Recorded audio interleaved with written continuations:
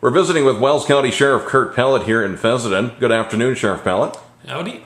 And just recently there was a meth bust here in Wells County, in fact right here in Fessenden. Tell us about it. Yes, we had a gentleman here that was manufacturing methamphetamine, and we got a tip from Fayax and Harvey Police Department that he had been up and purchased more pills and lithium batteries. So our department started meeting with the Fessenden Police Department and the Crime Bureau and the Probation and Parole. We found the meth lab.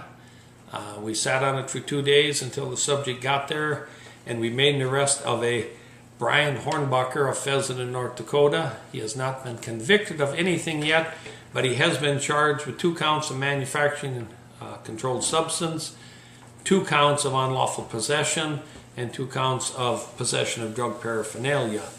At this point, there's more charges pending, but he is incarcerated at the Law Enforcement Center at Rugby at this time, held on a $10,000 cash and security bond at this time.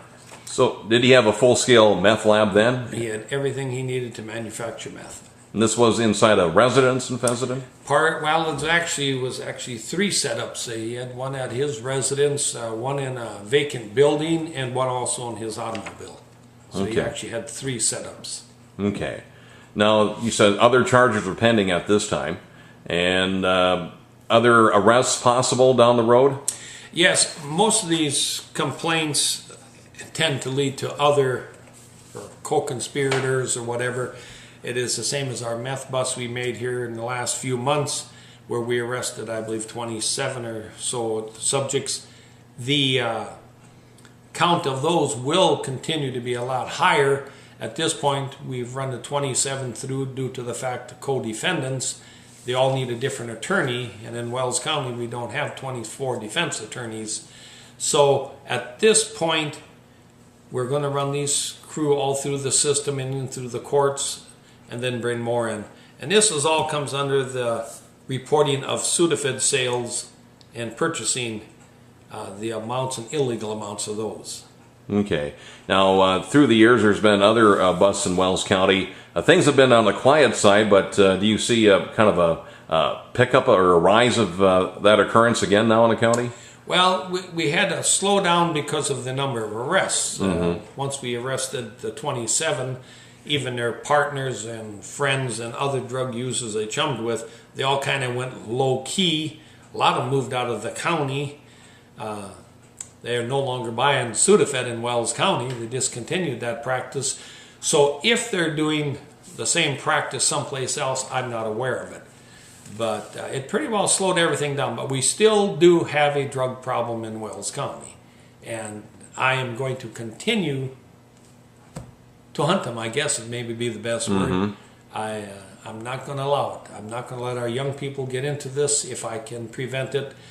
And it seems like our meth crowd is of an older generation. We had several juveniles the last time, but the age of most of our meth users and cookers are not children. These are adults that are doing it. So I'm just going to have to clean them up. It's as simple as that. Now, inherently, this could be a dangerous situation for citizens who may live nearby some of these meth labs. If something would go wrong, you see that on TV, labs can blow up.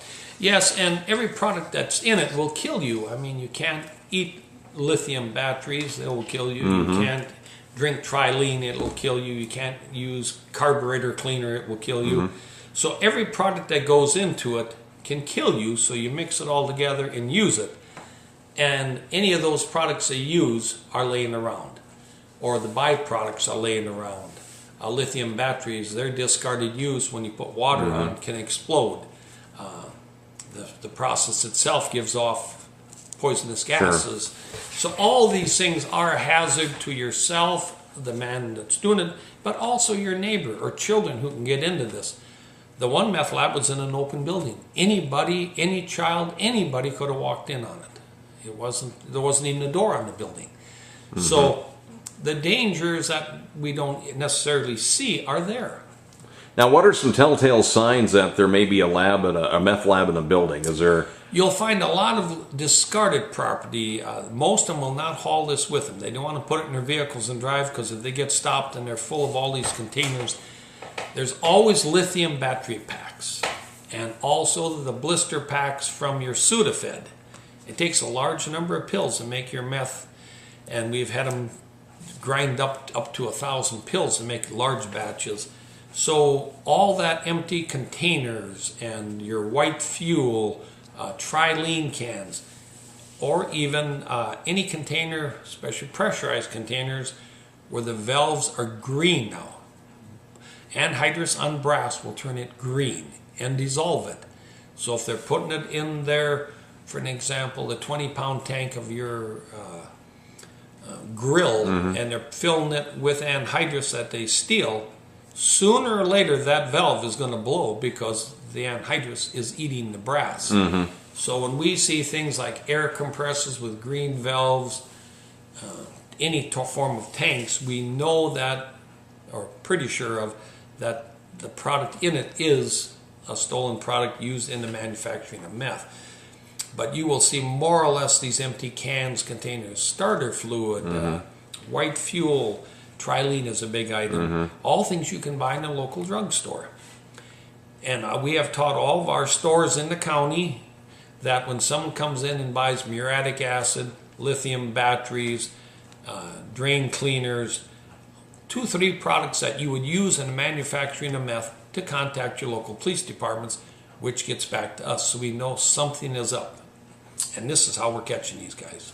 All right. Now, has there been any hearings for Mr. Hornbacher right now? No, he has. They had a bond hearing on him set by Judge Greenwood, and that is where it's standing. His next hearing is going to be on the 13th. He will be transported here to Fessenden if he does not bond out for his initial hearing, and any new additional charges that will be charged against him at that time. All right. Any other items you would like to mention right now?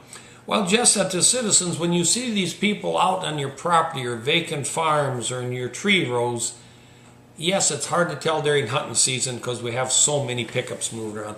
But these people can set this out on an approach or in your vacant farm with the chemicals and manufacture it right out on the prairie if they want to.